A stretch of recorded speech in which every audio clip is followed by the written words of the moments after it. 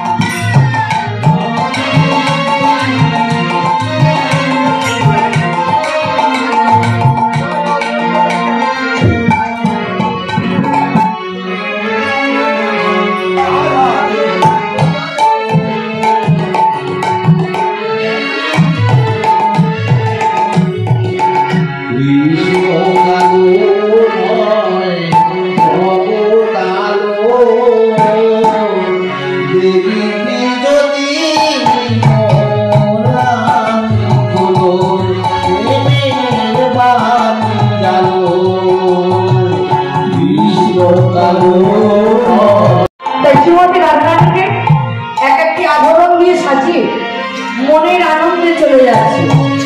বলে আমার বিপিনে মিলিল গোপনারী হেরি হাসো তো আরে বিপিনে মিলিল গোপনারী হেরি হাসো তো পরিধারী বিপিনে মিলিল গোপনারী হেরি হাসো তো পরিধারী আরে বিপিনে মিলিল গোপনারী হেরি হাসো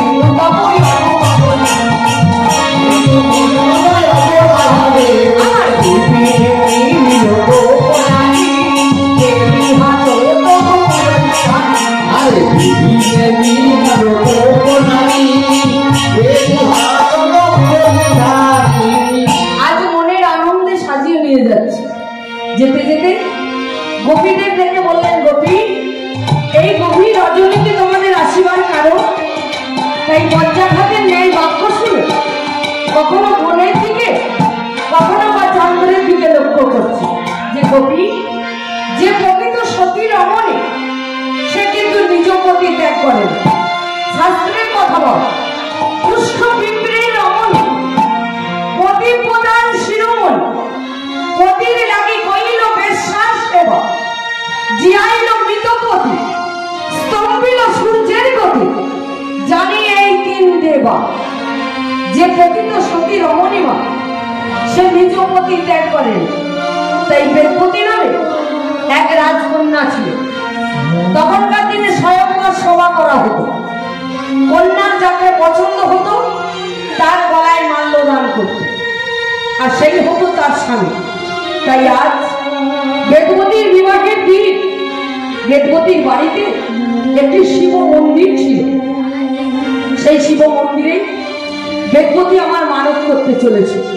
এমন সময় শিবদ্বার রুদ্ধ করে একটি গলিত কুষ্ঠ শয়নে আছে। কে কে তুমি? আজ আমায় দাঁত ছাড়ো।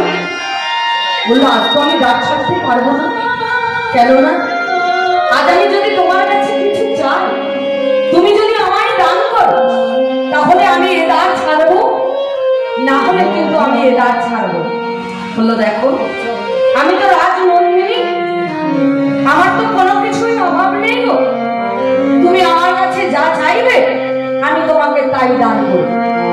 তাই বেদবতী শিব শম্ভুর কাছে মানত করে শিব শম্ভুকে জানিয়ে বেরিয়ে আসছেন, হে শিব শম্ভু, তোমার কৃপায় যেন আমি মনোমত বর পাই। এসে যেই দাঁড়িয়েছে সেই গলিত কৃষ্ণ ব্রাহ্মণ বলে উঠলেন, আমার নাম বেদসি, আমি তোমায় দাঁড় ছাড়তে পারি, তবে আমার একটি শর্ত আছে। কি শর্ত? না, তোমার হাতের ওই পুষ্পের মালাটি আমায় দাও। বলছে, সে কি? আজ আমি এই মালাটি আমি আমার স্বামীর গলায় দেব? না না, এই পুষ্পের মালা তো আমি দিতে পারবো না। দেবতী, তুমি তো আমার কাছে প্রতিজ্ঞা করেছো যে আমি তোমার কাছে যা চাইব তুমি আমায় তাই দান করবে। তাহলে দাও, ওই পুষ্পের মালাটি তুমি আমায় দাও। দেবতী কাঁদছে, শিব শম্ভুকে জানাচ্ছেন, এই শিব শম্ভু, আমার কপালে কি এই ছিল শিব শম্ভু? তাই সেই পুষ্পের মালাটি নিয়ে যেমনই বেদশিলের দিকে বাবা ছুঁড়ে দিয়েছে, অমনি বেদশিলের গলায় পতিত হয়ে গেছে। বেদশিল অট্ট হাসি হাসতে হাসতে বলছে, দেবতী, আজ থেকে আমি তোমার স্বামী। চলো, আজ তুমি আমার গৃহিণী হয়ে, বধূ হয়ে তুমি আমার বাড়িতে ফিরে চলো। দেবতী, আমাকে কিন্তু কাঁধে করে নিয়ে যেতে হবে। দেবতী কাঁধে করে নিয়ে যাচ্ছে, যেতে যেতে বলছে, দেবতী, আমাকে কিন্তু প্রতিনিয়ত গঙ্গায় স্নান করাতে নিয়ে যেতে হবে। গঙ্গায় স্নান করাতে গিয়ে দেখছি কি অর্থ লক্ষ অবস্থা, লক্ষ হীরা গণিকা গঙ্গায় স্নান করছে। তাতে দেখি বেদশিলের ক্ষমা কৃষ্ণ হল। বেদশিল বলে উঠলেন, দেবতী, তাহলে দাও দেবতী, আমার আর একটি আশা আছে, ওই আশাটুকু আমার পূর্ণ করে দাও। বলে, স্বামী, তোমার কি আশা? আমি ওই গণিকার সঙ্গে একটি নিশি যাপন করবো। বলছে, সে কি? তার কাছে যেতে গেলে 1 লক্ষ মুদ্রা লাগে। বলো বলো, আমি সেই 1 লক্ষ মুদ্রা কোথায় পাবো? তাই আজ আমি রাজনন্দিনী হয়েও আজ আমি ভিখারিনী মানুষ। তাই আজ থেকে লক্ষ হীরার বাড়িতে আমি পাঠ কার্য করতে যাব। লক্ষ হীরার বাড়িতে পাঠ কার্য করতে গেছে, এমন সময় একটি পাত্রে কিছু মিষ্টান্ন দিয়ে 2টি গ্লাসে জল দিয়েছে। একটি সোনার গ্লাস আর একটি মাটির গ্লাস। সোনার গ্লাসটিতে আছে নোংরা কূপের জল, আর মাটির গ্লাসটিতে আছে বিশুদ্ধ গঙ্গা জল। মিষ্টান্ন সেবা নিয়ে মনে মনে চিন্তা করছে যে আমি কোন জলটি পান করি। গ্লাসটা দেখতে চকচকে, কিন্তু জলটা একেবারে নোংরা। মাটির গ্লাসের জলটি নিয়ে যেই পান করতে গেছে, অমনি লক্ষ্য হীরা চিৎকার করে বলে উঠছে, বেদশি, তোমার আর আশা পূর্ণ হবে না। বেদশি, কেন? এই যে সোনার গ্লাস আর মাটির গ্লাস, সোনার গ্লাসটা হলো কেনা লক্ষ্য হীরা। নিজেকে মন জয় করার জন্য গোটা শরীরে সোনায় মুড়িয়ে রেখেছে, কিন্তু আজ সে অপবিত্র। বেদপতি মাটি হলেও বেদপতি কিন্তু পবিত্র।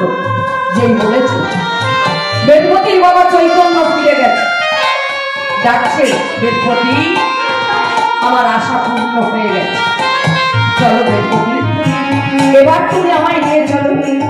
বেদপতি করছে কি,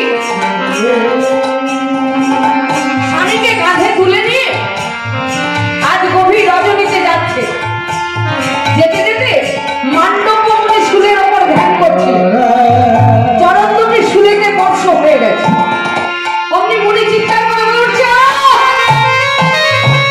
কেমন দুরাচারী, আমাকে সুনিবিদ্ধ করলে, আমি তোকে অভিশাপ দিচ্ছি, নিশি প্রভাতেই তোর মৃত্যু হোক।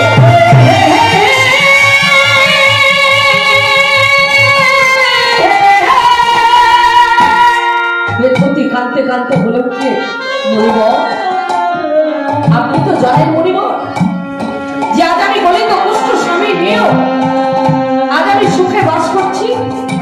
এই বাক্যটুকু আপনি ফিরিয়ে নেই। বলল, না, আমার বাক্য লঙ্ঘনী, আমি যা বলি তাই। বেদপতি কাঁদতে কাঁদতে বলে উঠলে, শুনে রাখুন মণিবর, আমিও যদি সতী রমণী হয়ে থাকি, তাহলে আমি অভিশাপ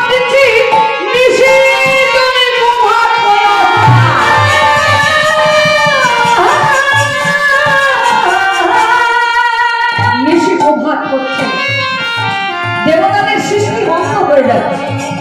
এমন সময় ওই দেবী দুর্গা বেদপতির কাছে গিয়ে বললেন, বেদপতি বলতো মা, নিশি তুমি প্রভাত হও না না, আজ আমি কেমন করে বলবো বলো না মা? তোমার সামনে যদি বলি তোমার মেয়ে বিধবা হোক, তাহলে কি তুমি সহ্য করতে পারবে বলো মা? আজ আমি যদি বলি তোমার সামনে ভোলানাথ মরে যা, তাহলেও কি তুমি সহ্য করতে পারবে? মা গো, আমি তোকে কথা দিচ্ছি, তোর স্বামীর মৃত্যু হবে ঠিক আছে, কিন্তু আমি তাকে পুনর্জীবন দেব। দেবে তো? আরে হ্যাঁ, তুই একবার বলতো মা, নিশি তুমি প্রভাত হও। কাঁদতে কাঁদতে ডাকছে, নিশি নিশি তুমি প্রভাত হও, নিশি। যেই বলেছে ব্যক্তির মৃত্যু হয়ে গেল। ব্যক্তির বসে বসে কাঁদছে।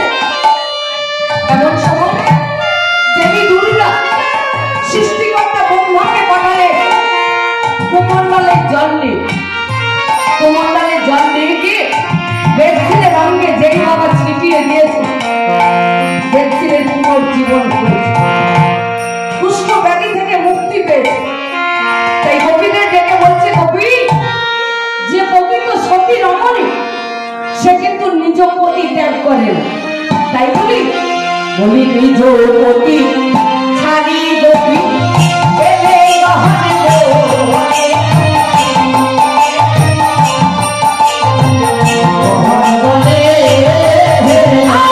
নিজ পতি রেখে দেবা পরপতি ঘরে গহনে বলে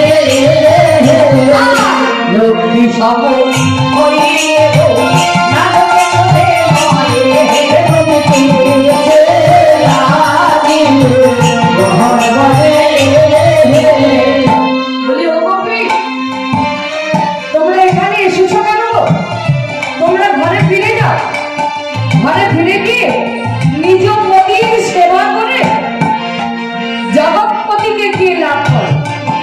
বলি ও ধারিণী, বলি এখানে পরমে ধারি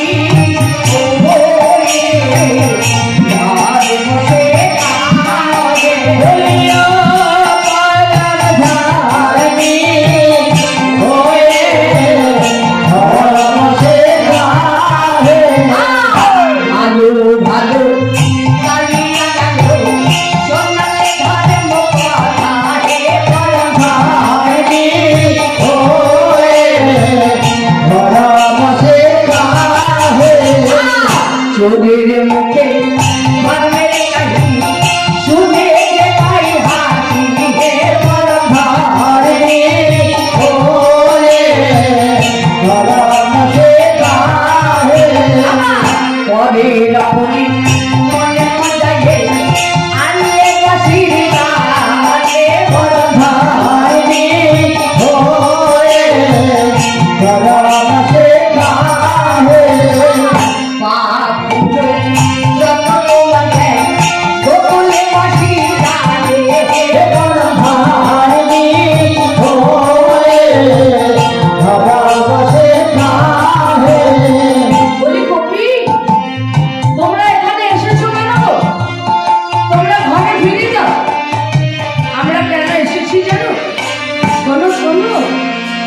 বলি রাজা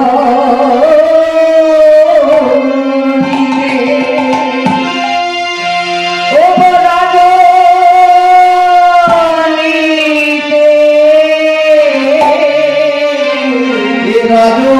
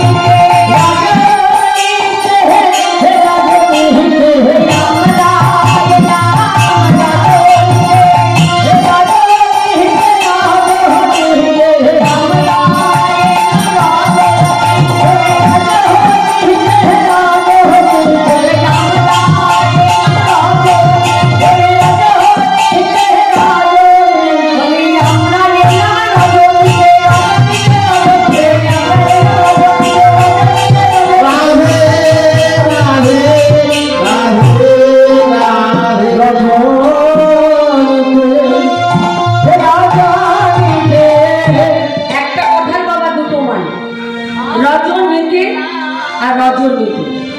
রজনীতে মানে রাত্রিতে, আর রজ শব্দের অর্থ চরণ ধুলি দিতে। তাই এসেছি যেখানে মা, আর আমরা কেউ ফিরে যাব না। তাই মণ্ডলী আকারে সকলে মিলে বাবা নৃত্য শুরু করব। তাই তারা আজ সকলে মিলে নৃত্য শুরু করছে। বলি কি বা শোভারে মধু বৃন্দাবনে, কি বা শোভারে মধু বৃন্দাবনে,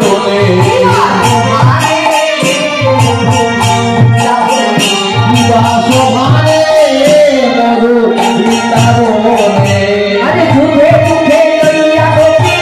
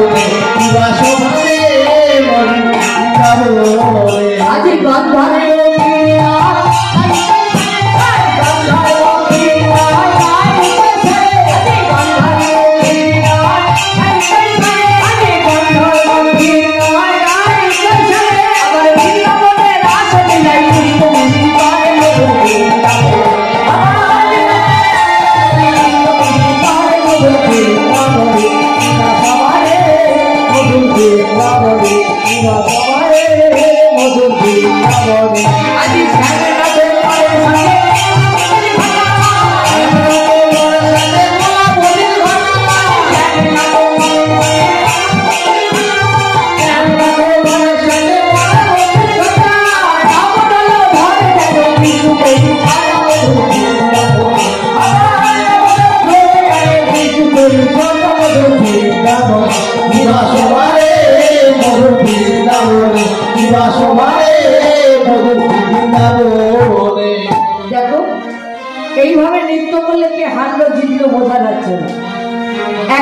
নৃত্য করতে হবে।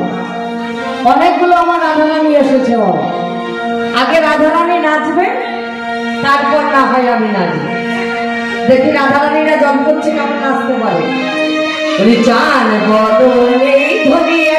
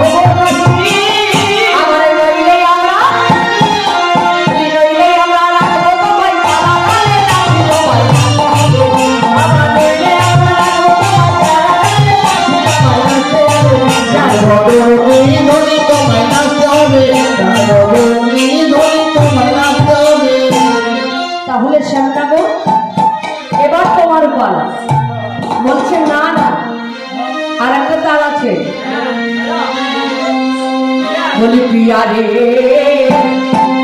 बज पिया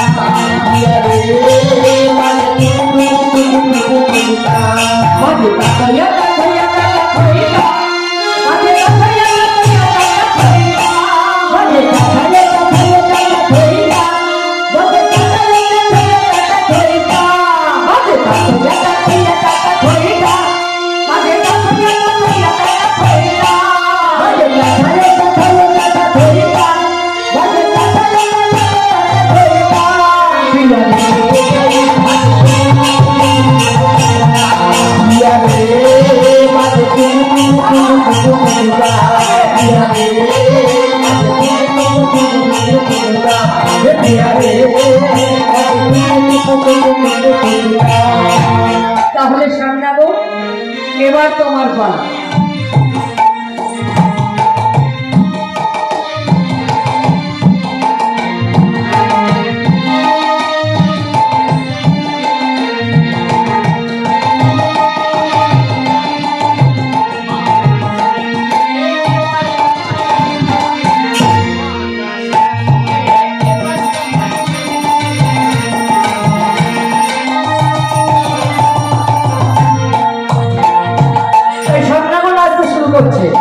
বলি বাতাসে এবার তোমায় নাচতে হবে, বাতাসে এবার তোমায় নাচতে হবে, বাতাসে এবার তোমায় নাচতে হবে, বাতাসে এবার তোমায় নাচতে হবে। গাছে নাচে ঘুরে নাচে গাছে ঘুরে, গাছে নাচে ঘুরে নাচে গাছে ঘুরে, গাছে নাচে ঘুরে নাচে গাছে ঘুরে, গাছে নাচে ঘুরে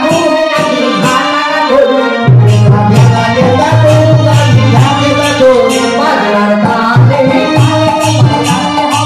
বাজনা তালে তালে তোমায় নাচতে হবে, বাজনা তালে তালে তোমায় নাচতে হবে, বাজনা তালে তালে তোমায় নাচতে হবে। ও তোমায় না নামিবে কাঞ্চনজঙ্ঘ নুপুরে কালা, ওরে না নামিবে কাঞ্চনজঙ্ঘ নুপুরে কালা, আমার না নামিবে কাঞ্চনজঙ্ঘ নুপুরে কালা, ওরে না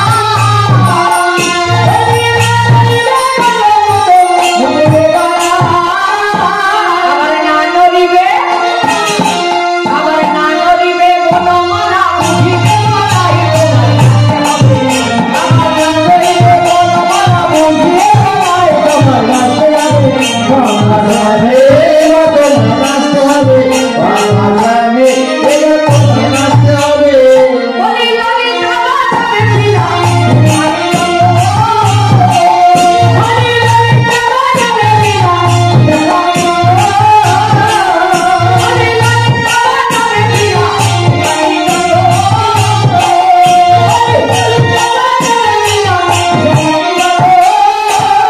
বলি আমাদের এই সুচিত্রা বাজাবে দেখতে ভালো, ভালো নয় দেখতে, বলি আমাদের সুচিত্রা বাজাবে শব্দ ছড়া, তাই দেখে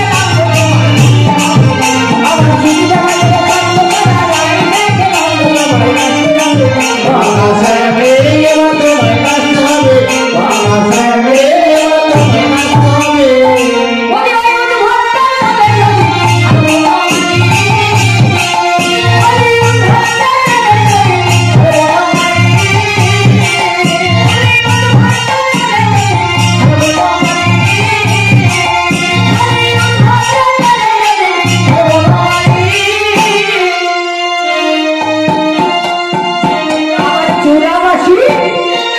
আবার চূড়াবাসী কেড়ে নিয়ে দেবো চূড়াবাসী কেড়ে নিয়ে দেবো বাতাসে এবার তোমায় নাচতে হবে, বাতাসে এবার তোমায় নাচতে হবে। উচ্চারণে কিন্তু কি চলছে বাবা? কৈলাসপতি দেবাদিদেব মহাদেব নন্দী ভিঙ্গিকে ডাকছেন, ওরে অনন্দী ভিঙ্গি, বলি যেত বাবা আমায় গোপী সাজিয়ে দেব, তাই ভোলানাথকে বাবা গোপী সাজাচ্ছে।